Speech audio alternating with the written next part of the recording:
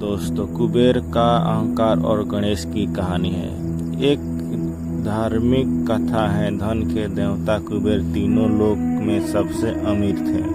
एक दिन उनके मन में विचार आया कि उनके पास इतनी संपत्ति है, लेकिन देवलोक में कम ही लोगों को इसकी जानकारी है। इसलिए उन्होंने अपने धन का प्रदर्शन करने के विचार से एक भव्य भोज का आयोजन करने की बात सोची।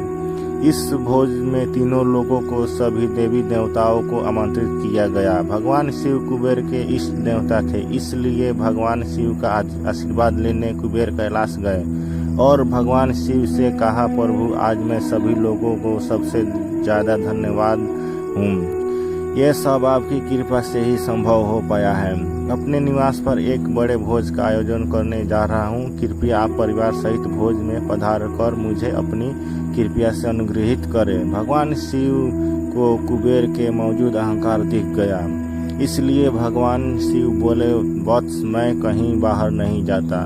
यह सुनकर कुबेर शिव भगवान के सामने गिड़गिड़ाने लगे, भगवान, अगर आप नहीं आएंगे तो आपके बिना मेरा यह सारा आयोजन बेकार हो जाएगा, यह सब व्यर्थ हो जाएगा। तब शिव जी ने कहा, एक उपाय है, मैं अपने छोटे बेटे गणेश को तुम्हारे भोज में जाने को कह दूंगा। कुबेर संतुष्ट होकर लौट आए। नियत समय पर कुबेर ने अपने निवास में भव्य भोज का आयोजन किया। सभी लोगों के देवता असुर पहुंच चुके थे।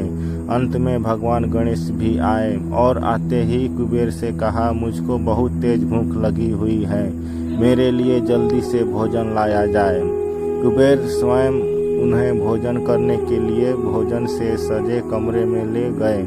सोने और चांदी के थाली में भोजन परोसा गया और कुछ देर बाद ही परोसा गया सारा भोजन खत्म हो गया। गणेश जी के लिए दोबारा खाना परोसा गया। गणेश जी उसे भी खा गए। बार बार खाना परोसा जाता और क्षण भर में गणेश जी सारा भोजन चट कर जाते। थोड़ी ही देर में हजारों देवी देवता और असुरों के लिए बना भोजन खत्म हो गया, लेकिन भगवान गणेश का पेट नहीं भरा।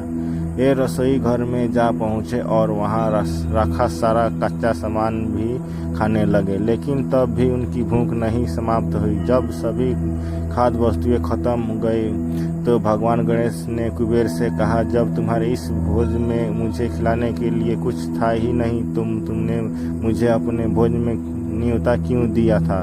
भगवान गणेश की बात सुनकर कुबेर का अहंकार चूर हो गया।